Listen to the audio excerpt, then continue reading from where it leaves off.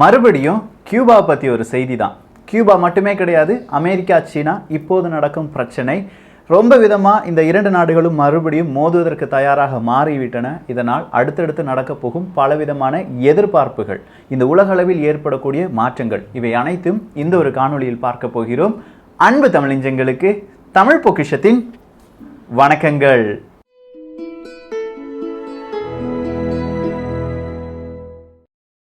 நம்ம செமையா வாழ்ந்து காண்பிப்பது தான் நம்ம வாழவே கூடாதுன்னு நினைக்கிறவங்களுக்கு நம்ம கொடுக்குற மிகப்பெரிய ஒரு தண்டனை. கியூபா வாழவே கூடாது அப்படின்னு சொல்லி நிறைய ஆதிக்க சக்திய நாடுகள் நினைத்து கொண்டு தான் இருக்கின்றன. ஆனால் கியூபாவின் பெயர் இப்போ கொஞ்சம் கொஞ்சமாக தெரிய ஆரம்பிச்சிருக்கு. தமிழ் பொக்கிஷம் சார்பாக நிறைய பேருக்கு தெரிய ஆரம்பிச்சிருக்கு, நிறைய பேர் பேச ஆரம்பித்திருக்கிறார்கள். ஸோ கியூபா இன்று செய்த வேலை என்ன? இன்னைக்கு அந்த கியூபா செய்த வேலை காரணமாக பிரிட்டன் நாடு கியூபாவை ரொம்ப பெரிய அளவில் மெச்சிட்டு இருக்காங்க. நீங்கள் எங்களுக்கு தந்த மிகப்பெரிய ஒரு ஹெல்ப், ஒரு உதவி, இதை நாங்கள் மறக்கவே மாட்டோம் அப்படின்னு சொல்லியிருக்காங்க. ஆனால் பிரிட்டன் சொல்வதை எத்தனை நாட்களுக்கு நம்புவது என்பது நமக்கு தெரியாது. ஸோ கியூபா என்ன செஞ்சாங்க அப்படின்னு கேட்டிங்கன்னா, அமெரிக்காவின் கட்டுப்பாட்டில் இருக்கும் ஒரு தீவு, அந்த தீவுல இருந்து ஒரு கப்பல் MS பிரேமர் அப்படிங்கிற ஒரு கப்பல் தான். கிட்டத்தட்ட 1500 பயணிகள், 150 பணியாட்கள், இவங்க எல்லாமே சேர்த்து அந்த டூரிஸ்ட் கப்பல் கிளம்புது. எங்க இருந்து? அமெரிக்காவின் கட்டுப்பாட்டில் இருக்கும் போர்ட்டோ ரிக்கா என்கிற தீவிலிருந்து பிரிட்டன் நோக்கி இந்த கப்பல் செல்கிறது. இப்படி சென்று கொண்டு இருக்கும் நேரத்தில் தான் அந்த கப்பலில் இருக்கிற ஒரு நபருக்கு கொரோனா வைரஸ் இருப்பது கண்டுபிடிக்கப்படுகிறது. அடுத்ததா இந்த வைரஸ் 22 நபர்களுக்கு, பயணிகளுக்கு பரவுகிறது. அப்படியே பரவி இது பணியாட்களுக்கும் வேலையாட்களுக்கும் பரவுகிறது. அங்கு ஒரு 22 பேர் பாதிக்கப்படுகிறார்கள். இப்படி 45 நபர்கள் இந்த வைரஸால் பாதிக்கப்பட்டார்கள். ஸோ 45 நபர்கள் பாதிக்கப்பட்டு விட்டார்கள். அங்கே கப்பலில் இருக்கிற எல்லாருக்குமே ஒரு பதட்டம் வருகிறது, நாமும் இந்த வைரஸ் தாக்குதலால் பாதிக்கப்படுவோமோ என்று. நிறைய நாடுகளிடம் இவங்க உதவி கேட்கிறார்கள். எப்படி? நாங்கள் இந்த கப்பலில் போயிட்டு இருக்கோம், இந்த கப்பலை கொஞ்சமாக நிறுத்தி எங்களுடைய பயணிகளை வேறு வேறு நாட்டுக்கு அனுப்ப வேண்டும், குறிப்பாக பிரிட்டனுக்கு அனுப்ப வேண்டும், உங்களால் உதவி செய்ய முடியுமா அப்படின்னு சொல்லி நிறைய நாடுகளிடம் போய் இந்த கப்பலினுடைய மாலுமி கேட்கிறார். எந்த நாடுமே ஒத்துக்கொள்ளவில்லை. எல்லாமே கரேபியன் தீவுகள் உள்ள நாடுகளாக இருந்தாலும் ஒத்துக்கொள்ளவில்லை. அந்த நேரத்தில் இந்த கப்பல் எங்கே நிற்கிறது என்று கேட்டால் அமெரிக்காவின் கடல் எல்லை பக்கம் நிற்கிறது. ஸோ அமெரிக்காவின் கடல் எல்லையில் இருக்கும் மாகாணங்களில் ரொம்ப விதமான செய்திகள் அனுப்பப்படுகிறது. எங்களுடைய கப்பலை நீங்கள் நிறுத்துவதற்கு சம்மதிப்பீர்களா என்று கேட்கும்போது அமெரிக்கா மறுத்துவிட்டது, அந்த மாகாணங்கள் மறுத்துவிட்டது. ஸோ மறுபடியும் நம்ம போர்ட்டோரிக்காக்கே போயிடலாமா அப்படின்னு சொல்லி யூட்டர்ன் அடிச்சு போர்ட்டோரிக்காக்கே போகும்போது போர்ட்டோரிக்கா சொல்லிட்டாங்க, நீங்கள் வரக்கூடாதுப்பா, வந்தாலும் உங்களை நாங்கள் இங்கே தரையிறங்க விட மாட்டோம். ஸோ இந்த கப்பலில் எரிபொருளும் கிடையாது, பிரிட்டன் அளவுக்கு போகிறதுக்கான எரிபொருளும் கிடையாது. இப்படி ரொம்ப பெரிய பிரச்சனைகள் இருக்கும்போது தான் கியூபா நாடு சொல்லுது, எங்கள் நாட்டுக்கு வா, எங்கள் நாட்டில் உன்னுடைய பயணிகளை இறக்கிவிடு, நாங்கள் உங்களுக்கு முதல் உதவி தந்து பிரிட்டனுக்கு அனுப்பி வைக்கிறோம். ரொம்ப பெரிய சந்தோஷம். 1500 மனிதர்களுக்கு நாங்கள் உதவி செய்கிறோம் அப்படின்னு சொல்லும்போது அந்த கப்பல் கியூபாவுக்கு கொண்டு வரப்படுகிறது. கியூபாவில் அத்தனை நபர்களுக்கு முதல் உதவி கொடுக்கப்படுகிறது. அப்படி கொடுக்கப்பட்ட பின்னர் இந்த மனிதர்களை அப்படியே ஃப்ளைட்டில் ஏற்றி ரொம்ப பெரிய தனி விமானம் ஏற்பாடு செய்து பிரிட்டனுக்கு அனுப்பி வைக்கிறார்கள். பிரிட்டன் அரசாங்கம் கியூபாவுக்கு நன்றி சொல்கிறது. இது இன்று நடந்த செய்தி. ஸோ கியூபா அப்படிங்கிற ஒரு நாட்டை பற்றி இப்போது பலர் பேச ஆரம்பித்திருப்பார்கள். நான் முதல்லயே சொன்னது தான், நீ என்னை வாழ விடலனாலும் சரி, நான் வாழ்ந்து காணிப்பேன், நான் வாழ்ந்து ஜெயிப்பேன். நம்மை அழிக்க நினைக்கும் சக்திகளுக்கு இந்த மாதிரியான எதிர்வினை தான் நாம் ஆற்ற வேண்டும் என்பதை கியூபா இப்போ சொல்லி சொல்லி அடிக்க ஆரம்பிச்சிருக்குன்னு சொல்லலாம். நிறைய விஷயங்கள் கியூபா பற்றியே நம்ம பார்க்கலாமே. ஏன்னா நிறைய பேர் அவங்களுடைய கருத்துக்கள் சொல்லியிருக்காங்க. முருங்கை மரம் கியூபாவுக்கு எப்படி சென்றது, இந்தியாவின் சார்பாக குறிப்பாக தமிழகத்திற்கு பங்கு ஏதாவது இருக்கிறதா, அங்கே இருக்கிற இந்த மருத்துவமனை, இந்த ஃபெசிலிட்டி, எஜுகேஷன், இதெல்லாம் எப்படி வந்தது, ஃபிடல் காஸ்ட்ரோவாக இருக்கட்டும், செகுரையாக இருக்கட்டும், இவர்களை பற்றி பேசுங்கள். இந்த மாதிரியான நிறைய கருத்துக்களை நான் பார்த்தேன். நிச்சயம் கியூபாவுக்கு என்று தனியாக ஒரு பிளேலிஸ்ட் நம்ம ரெடி பண்ணிடுவோம். அடுத்த முக்கியமான சில செய்திகளை பார்க்க வேண்டும். ஏன்னா நான் உங்களுக்கு ஹோம்வொர்க் தரணுமே. நாளைய பதிவு தான் ரொம்பவே தேவையான ஒரு பதிவாக இருக்க போகிறது. ஏன்னா 2008 மார்க்கெட் ரொம்ப பெரிய டவுன் ஆச்சு. ஸ்டாக் மார்க்கெட், பங்கு வர்த்தகம் அப்படின்னு சொல்கிறோம்ல, அதே மாதிரி அடுத்ததாக ஒரு 10 வருடத்திற்கு பிறகு இப்போது நம்ம ஸ்டாக் மார்க்கெட் ரொம்ப பெரிய அளவில் வீழ்ச்சி அடைகிறது. ஸோ 2008 ரிசெஷன் வந்தது, ரொம்ப பெரிய அளவில் பொருளாதார வீழ்ச்சி. அதே மாதிரியான ஒரு பொருளாதார வீழ்ச்சி இப்போது வருமா? 2008 பொருளாதார வீழ்ச்சிக்கு பிறகு 2009 மிக முக்கியமான சில நிகழ்வுகள் நடந்தன. அதே மாதிரி அடுத்த வருடம் ஏதாவது முக்கியமான நிகழ்வுகள் நடக்குமா? இந்த 2008 2009 அப்படின்னு சொல்லி நீங்கள் சர்ச் பண்ணி பார்க்கும்போதே உங்களுக்கு தெரியும். சரி, இன்னும் கொஞ்சம் விஷயங்கள் நம்ம தேடி பார்க்கலாமே. இப்போ பார்க்கிற இந்த பங்கு வர்த்தக செய்திகளாக இருக்கட்டும் ரொம்ப பெரிய அளவில் வீழ்ச்சி அடைந்துருச்சுன்னு சொல்லிட்டு இருக்கோம். குறிப்பாக நம்முடைய இந்திய பங்குச்சந்தையை எடுத்து பார்த்தோம் என்றால் கிட்டத்தட்ட 13,000 புள்ளிகள் வீழ்ந்திருக்கிறது. ஜனவரி மாதம் 2020 42,000 அப்படிங்கிற புள்ளியில் இருந்த பங்கு வர்த்தகம் இப்போது 29,000 குறைந்திருக்கிறது. இது இந்தியாவில் மட்டுமே கிடையாது, எல்லா பங்கு வர்த்தகத்திலும் எல்லா நாடுகளிலும் இதே மாதிரியான ஒரு வீழ்ச்சி இருந்து கொண்டுதான் இருக்கிறது.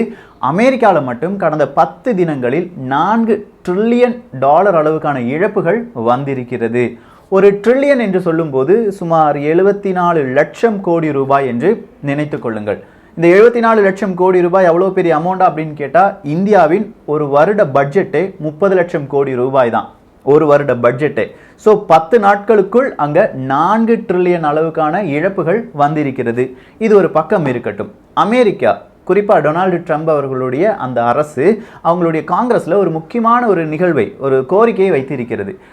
நம்ம நாட்டுக்கு 850 பில்லியன் அமெரிக்க டாலரை நீங்கள் என்ன செய்யணும், இந்த கொரோனா வைரஸ் பாதிப்பிலிருந்து இல்லாட்டி இந்த பங்கு வர்த்தகம் வீழ்ச்சியிலிருந்து காப்பாற்றுவதற்காக நீங்கள் மார்க்கெட்டுக்கு கொண்டு வரணும் அப்படிங்கிற ஒரு அறிவிப்பு தான், இல்லாட்டி ஒரு கோரிக்கை தான். ஸோ எத்தனை லட்சம் கோடி ரூபாய் இப்படி கேட்கிறார்கள் என்று கேட்டால் சுமார் 64 லட்சம் கோடி ரூபாய். இந்த 64 லட்சம் கோடி ரூபாயில் கிட்டத்தட்ட 30 லட்சம் கோடி ரூபாய் உடனடியாக வேண்டும். அதன் பிறகு கொஞ்சம் கொஞ்சமாக நம்ம மார்க்கெட்டில் கொஞ்சம் பணத்தை விநியோகம் செய்யலாம் அப்படின்னு சொல்லியிருக்காங்க. இதில் ஏர்லைன் அதாவது விமான சேவை இருக்கு பாருங்க, அதற்காக மட்டுமே 3 லட்சம் கோடி ரூபாய் தேவைப்படும் என்கிற ஒரு அறிவிப்பை கொடுத்திருக்கிறார்கள்.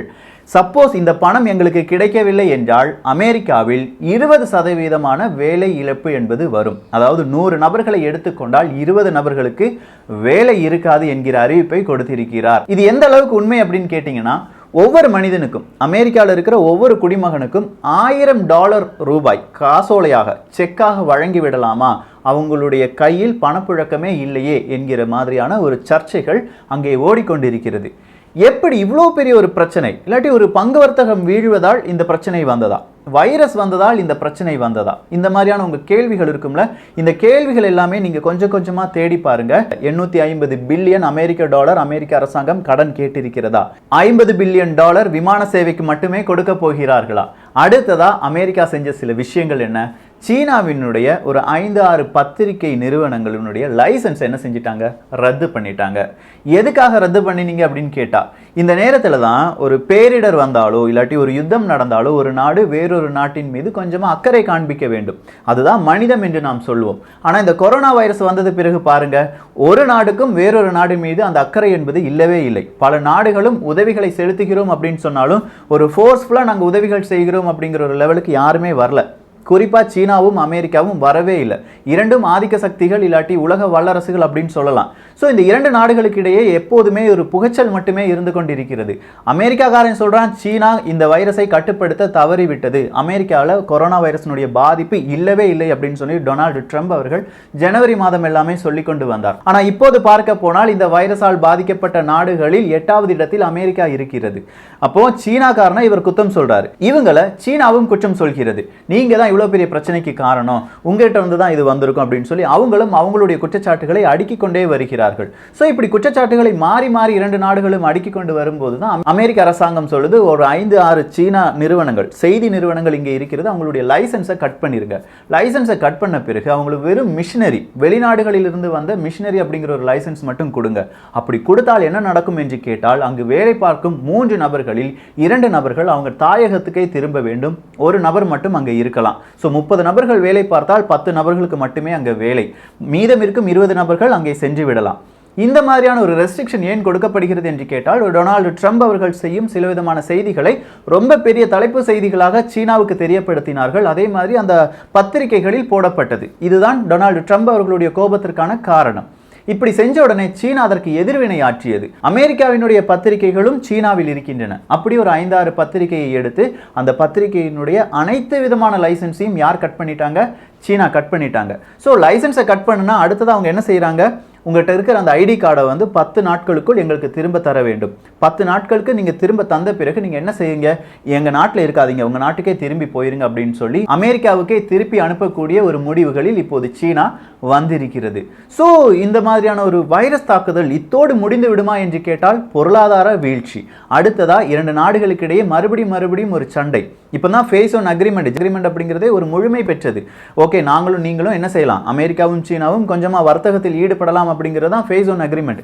இன்னைக்கு செய்தி நீங்கள் எடுத்து பார்த்தீங்கன்னா இந்த வைரஸ் ஃபேஸ் ஒன் அப்படிங்கிற அக்ரிமெண்ட்டை இல்லாமல் செய்துவிட்டது என்று அமெரிக்கா சொல்லியிருக்கிறது. ஸோ மறுபடியும் இங்கே ஒரு பிரச்சனை வந்து கொண்டிருக்கிறது.